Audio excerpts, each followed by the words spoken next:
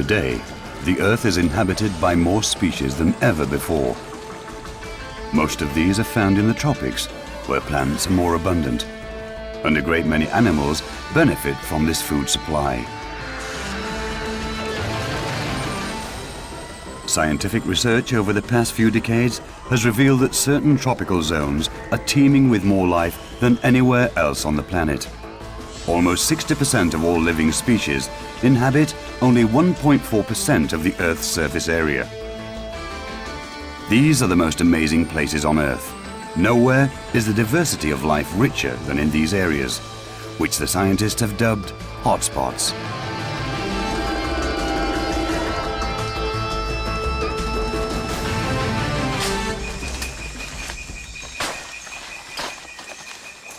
Jessica Groenendijk from Holland and Frank Hayek from Peru battle their way through the dense rainforests of Peru's Manu National Park. On behalf of the Frankfurt Zoological Society, they and their Peruvian assistant, Zacharias, are looking for some particularly rare and timid denizens of the jungle. The giant otter. A great deal of work has gone into every moment of observation. The fieldwork is frequently interrupted by heavy rainfall.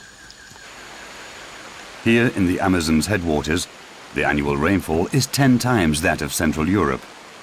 Jessica and Frank just had to learn to get used to it. Their scientific work involves more than just observing a couple of cute furry creatures. Giant otters may one day play a major role in the economy of this impoverished region. For Peru is also one of the countries doing its best to exploit the seemingly inexhaustible forest resources. Are there alternatives to destroying the jungle? Can tourism be organized in a way that will guarantee jobs for the future? For years, the Frankfurt Zoological Society has been promoting ecotourism in the rainforest of Peru, and the giant otter is one of the main attractions.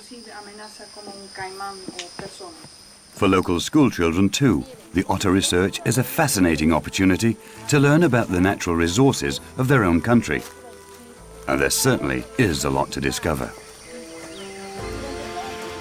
For the Manu River region, where Jessica and Frank are working, is thought to hold the richest variety of animal and plant species in the world.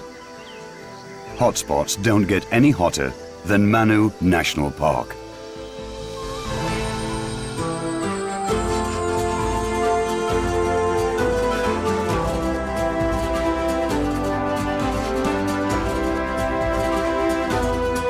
The rainforests of Central and South America. From the air, they look like a uniform carpet of green. But each individual tree represents a vast number of different habitats. From the sun-drenched canopy, lashed by wind and rain, to the bottom of the forest floor, conditions change gradually but dramatically. Farther down, the leaves become larger and softer as the sunlight dwindles. Only about 5% of sunlight reaches the ground. Plant growth is stunted. Few larger animals can find enough food. Although the sound of thousands of insects chirping, frogs croaking and birds calling can be heard everywhere, you have to look very closely to find any of them. The multitude of exotic creatures is revealed only gradually. But it is quite surprising to find relatively few individuals from each species.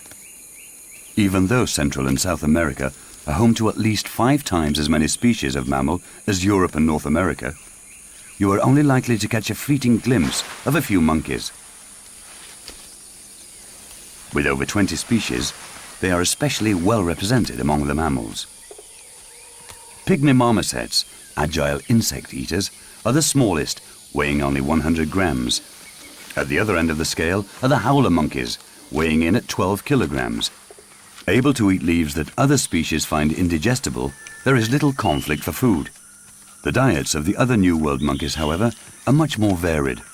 Although they all seem to feed on the same fruit, they have very different harvesting techniques. On the upper levels, the pickings are much richer than on the ground, so even some of the less talented climbers may venture higher up once in a while. This tamandua, little brother of the anteater, is searching for ants in the upper branches. Tree porcupines, close relatives of the guinea pig, climb in search of fresh leaf shoots, which they couldn't reach from further down.